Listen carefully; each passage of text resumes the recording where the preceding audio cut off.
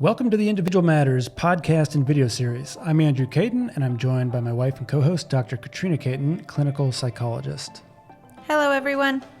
Today we're talking about how to set healthy boundaries. Where do you want to start with this? I want to start this discussion by pointing out the two pitfalls that we often all fall into when we're setting boundaries. And the first one is that when we think of boundary setting or when we want to set a limit, we tend to think about changing someone else's behavior. So that's the first pitfall. The second pitfall is that we most often use our words to set a boundary. And those are the reasons that boundaries don't hold. So what I want to talk today about is switching that to what is really a boundary, whose behavior is really being changed. And then if you're not using your words, how might you set a boundary? Yeah, let's start with that first one. What is setting a boundary? What is a boundary? What do you mean when you use that term? So when I talk about boundaries, I'm really talking about where I leave off and someone else begins, whether that's their thoughts, their feelings, or their behavior. It's where my behaviors, thoughts, and feelings are mine, and your thoughts, feelings, and behaviors are yours. Okay, I think that makes sense. So a boundary is kind of separates what one person owns or controls from what somebody else owns or controls. Am I saying that right? Yeah, and we have different boundaries with different relationships. So we have different boundaries or limits with our boss than we might have at home with our spouse. We have different boundaries even within children within the same household, depending on their age, depending on your relationship with them. So it's really a social interaction of where what I consider appropriate and comfortable and where that line goes that it's not appropriate or not comfortable. Okay, and real quick, what kinds of relationships or situations do you generally get when there are boundaries in place, when there are healthy boundaries in place and they're being respected, versus situations where boundaries are getting crossed or blurred or just aren't even really there? They're all over the place. Yeah, so you can think about boundaries as kind of occurring on a continuum. On one end, you have what's called enmeshed or lack of boundaries, where you really can't tell where someone else's thoughts, feelings, and actions leave off and someone else's begin. There's just a lot of inappropriate crossing over or owning what's not yours. Okay, is this with parents and children or spouses or bosses and employees? I guess with every... It's any social relationship. You can have really enmeshed, unclear boundaries. Then in the middle of that continuum is healthy boundaries, where it's very clear and healthy and appropriate to the situation, also very comfortable to both sides. Then when you move to the other end of the continuum, way down on the other side, we get rigid boundaries. And these are boundaries that are too firm, too wide, and don't make sense for the situation. Ah, interesting. Okay, I think that makes sense. So the first pitfall is I want someone to stop doing something, so I'm going to set a boundary. So it's this idea that I'm going to change someone else's behavior by setting a boundary. And unfortunately, that's just not how it works. A true boundary or a true limit is doing something that changes your own behavior. So you're not changing the person's behavior, you're changing your own behavior. And there's a big difference here. Let me give you an example. So let's say that we're friends and you keep calling me at work. And I say, please don't call me at work. And then you call me at work and I'm at risk for getting fired or you're disrupting my day. Okay, so I need you to stop calling me at work. So the boundary is, when am I going to talk to you on the phone? If I say to you, let's say I'm at work and you call and I say, stop calling me at work, then I'm trying to change your behavior. So if I don't want to talk to you at work, I've got to figure out something different on my side of the fence that's going to end these phone conversations at work. That makes sense. All right. So on one hand, you're telling somebody else, you need to change your behavior versus how can I change my behavior in order to get essentially a different behavior or get a different result? Exactly. I need a shift or a change in the dance I'm doing with this person, so I need to do some different steps. Okay. So then the second pitfall is this idea of using our words to set a boundary. Almost without exception, once you use words to set a boundary, you've already crossed your boundary. So let me give you an example with the same one I just said. So you're calling me at work, and I say, please don't call me at work. Then the next day, I'm at work, you call, I see it's your number, so I pick up the phone. Hey, I told you, please don't call me at work. I am not going to talk to you at work. Oops, I just violated my own boundary because I'm talking to you at work. So not only am I trying to change your behavior, now I'm trying to change it with a conversation that in fact violates the very boundary that I was trying to create. So that's not going to get the results you're looking for. That makes sense. So how do you do it then?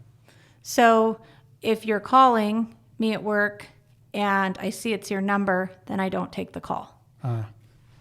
Okay. Yeah. So in doing that, you're not changing directly, asking another person to change their behavior. You're not telling that person with your words to change their behavior. You're changing your own behavior or your own action. And as a result, what happens? So then the dynamic changes and there may be some conflict, or they may call 200 times, which would be an extinction burst. So we definitely need to do a podcast on that. So, but the idea is then you block their number. So now the calls aren't even getting through. You have changed your behavior, and ultimately you're not talking to that person at work anymore, which is what you needed to have happen. That's an interesting concept. So it sounds like the tendency or the knee-jerk reaction or the instinct is to try to shape another's actions according to the two examples you gave first of what not to do. Yeah, so let me give you another example that uses kids.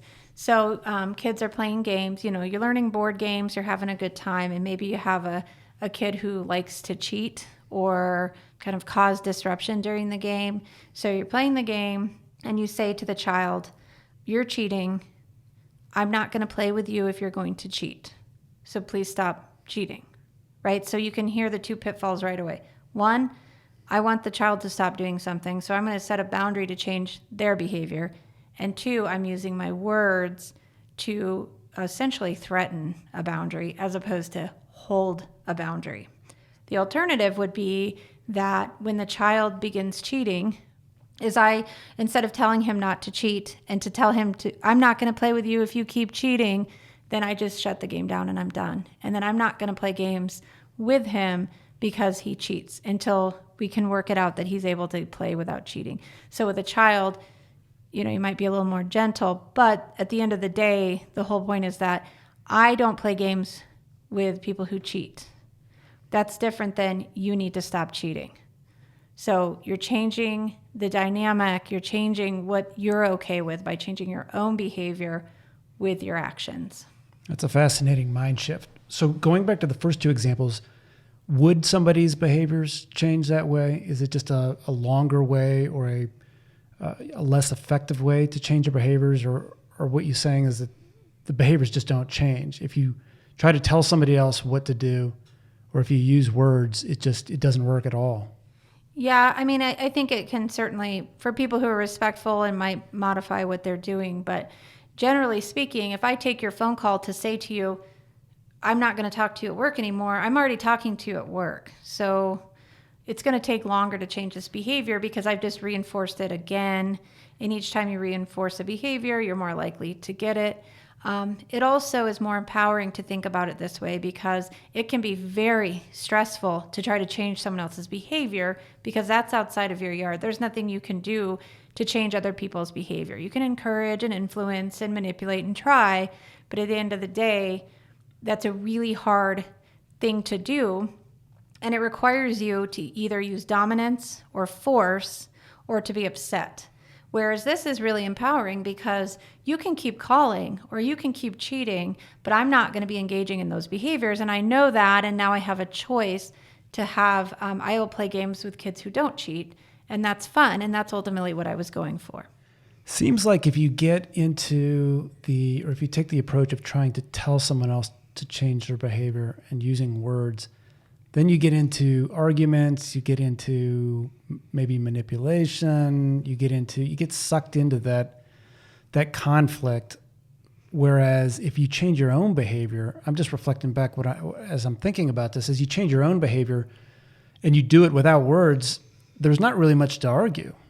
Right. And you're not going to get into a power struggle. So if I'm telling you, I'm not going to play if you cheat. Well, I didn't cheat. Well, I won't do it again. Well, don't, or don't call me. And it sort of becomes this power struggle, verbal exchange of, it then becomes about debating the facts or negotiating or any of those other things that really have nothing to do with the issue. And what you're wanting is a change for yourself. So you're ultimately happier or more comfortable. And so you're just going to be more successful when you focus on your own thoughts, feelings, and behaviors because you do have control over those. You can own those and feel really good and positive about that.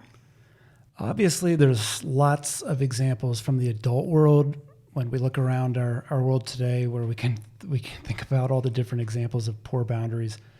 But since we do this podcast mostly for parents and educators and we're more focused on children, are there some other examples or is there another example that you can think of?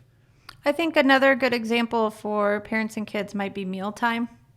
If you're wanting your child to eat more or you're tired of making 3 or 4 different meals or combinations of foods for each meal because everyone has a different desire or different preference, essentially you can't control what people are going to eat. You can't control whether they're going to eat.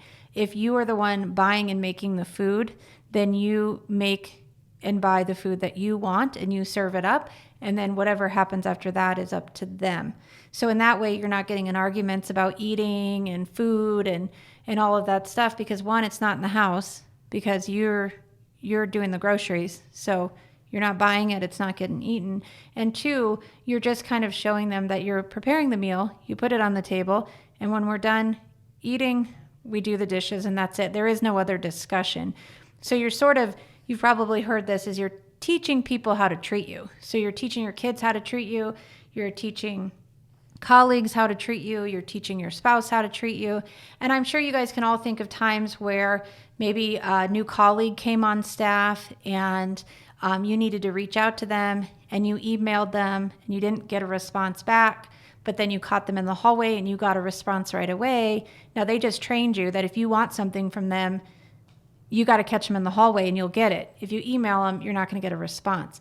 They've essentially set a boundary without, maybe they knew it or not, I don't know, but they trained you, not with their words, but with their actions. That's a powerful phrase, teaching people how to treat you. Because the question I was going to ask right before you brought that up or the point I was going to make is it seems like some people might call this selfishness. The example that you used with the parent making and buying food and then making dinners that they want. But it's not really selfishness. No, it's not selfishness because 1, you're teaching them healthy habits. And 2, you're also just letting them know that there's a lot of different people in the world and that they're not the center of the world and they don't always get their way. And if they have a need that's special or a desire that's different, then that's going to take a little bit more for them to step up and do that. Or maybe they can take care of their own plate because they know they like it a certain way. And that's great. We all have preferences and desires. And this idea that you can find ways to meet your own needs is a really important concept, I think, for kids to learn. Yeah, that seems like a super important or valuable mindset to take into adulthood, for sure. And the other thing I want to say about boundaries and teaching people how to treat you is that whether you're noticing it or not, you are always setting boundaries and teaching people how to treat you. So the idea here is just get a little bit more mindful about where you want those boundaries and be a little more proactive and a little bit more intentional with where you want your boundaries because you're setting them and people are responding to them anyway. This is a really fascinating idea. I'm sure we could circle around and do another podcast in the future on this. It really requires a mind shift, but once you start thinking about it, it makes sense. Is there anything else that you want to add about setting boundaries? So there's 2 last things I want to mention, and they go together. And essentially what they are is 1, you don't have to wait until you're a victim or upset to set a boundary. They can be set much earlier. And related to that, the sooner you set a boundary, the quicker it will be followed. the later you set a boundary, the harder it will be to set that boundary. So let me give you an example. If you're a teacher and it's the first day of school, whatever you're willing to tolerate on that first day of school, that second day of school, maybe that first week, you can plan on dealing with for the rest of the year. It's much easier to lighten up boundaries and give more flexibility than it is to pull the fence in to a smaller circumference. So what I would say is you set the stage. Yes, you want to build rapport. Yes, you want to build those relationships early on as well. But that first week or so, you are setting the stage for the rest of the semester. And if you feel like you were a little too harsh or a little too rigid, it's much easier to slide towards the middle, because you remember that continuum we were talking about when we started. If you start over on the enmeshed, loose, unclear boundaries, it's much harder to build that fence towards the middle at any point after that. So I would say set boundaries earlier and maybe even set them a little more firm than you think you're going to need them. Wow, this is such good information. As we wrap up, can you just quickly summarize for the listeners? So the takeaway here is that boundaries are about changing our own behavior, and that we set boundaries with actions, not words. And then just to kind of round it all out is this idea that we are always teaching people how to treat us. And so what would we like them to know about our preferences and our needs and what we think is most appropriate? Really valuable information that you can use in the workplace, at home, in the classroom, and pretty much every relationship situation. Okay, that is it from us today. As always, you can find more information as well as resources on our website, individualmatters.org. We hope you'll join us at the next podcast, where we continue to learn more about learning and share ways to help your student and yourself live a more positive and fulfilling life.